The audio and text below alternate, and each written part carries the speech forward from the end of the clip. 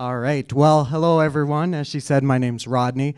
I was not planning on speaking tonight. I was just planning on listening, but I figured I had a pretty good whoop story to share with everyone. So I titled it North Dakota Nice. Now, you wouldn't think that being nice would have a whoops with it, but I'll let you judge for yourself as we go along. So this happened 2 months ago, right downtown Fargo. I work downtown and I also live downtown. I was on my way home at 6 o'clock on a Monday. Now this is important, keep this in mind. So I'm walking down the street, walking home, and I pass two ladies on the street talking. Not a big deal at all. As I walk by, though, they flagged me down, and they wanted to know where the Red Raven coffee shop was. And I was like, being North Dakota nice, I was like, well, I don't live too far from there. I can show you where it's at. Whoops. So when I said yes, I did not realize that the one lady was, we'll call her 200% drunk girl. And her friend, who we'll call semi-sober friend. So I said yes, I'll show you where the coffee shop is. And I proceed to lead them down the street. We are right by Renaissance Hall, crossing the railroad tracks. And actually, the other part I haven't left out is that as soon as I said yes, she grabbed my hand and said, "We are holding hands." Oh, okay. And this is also 200% drunk girl, but I bet you guys figured that out. So we're holding hands. Complete stranger, have no idea who these people are. Just trying to show them how to get to the coffee shop. So we get by Renaissance Hall and cross the railroad tracks. Well, and as we do, the guards come down for, of course, a train is coming. Well, it's pretty normal. She turns around, she leans against the railroad tracks. Keep in mind, she's still the guard for the railroad tracks, still holding my hand, leans back, pulls me towards her, and says, "I will have sex with you right now."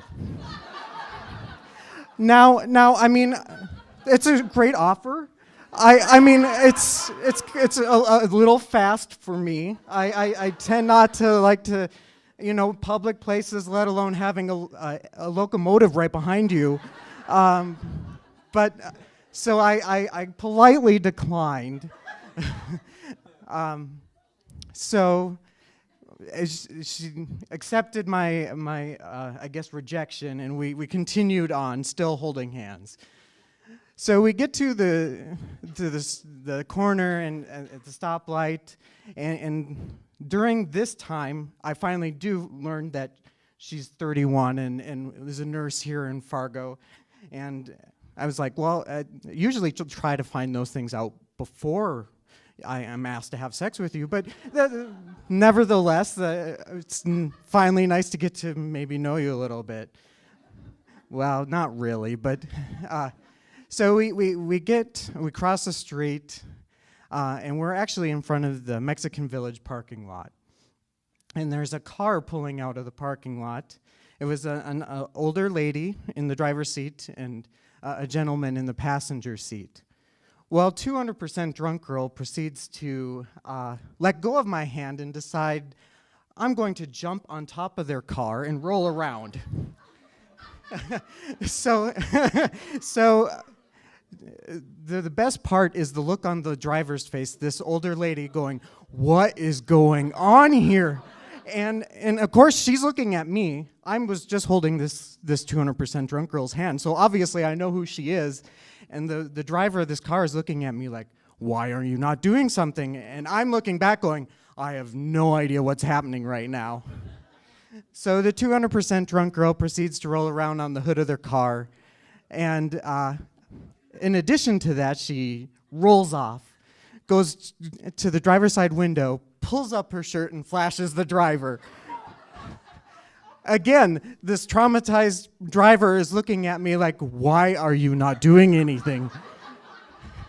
And I'm probably sharing the same look to her going, I really don't know what to do right now. and keep in mind, semi-sober friend is still with us, but she's not really helping my situation at all. But the best piece of advice she gave at this moment is just walk away, she'll follow. And at this point in time, I was like, I'm ready to walk away. But at the same time, the coffee shop is only a block away.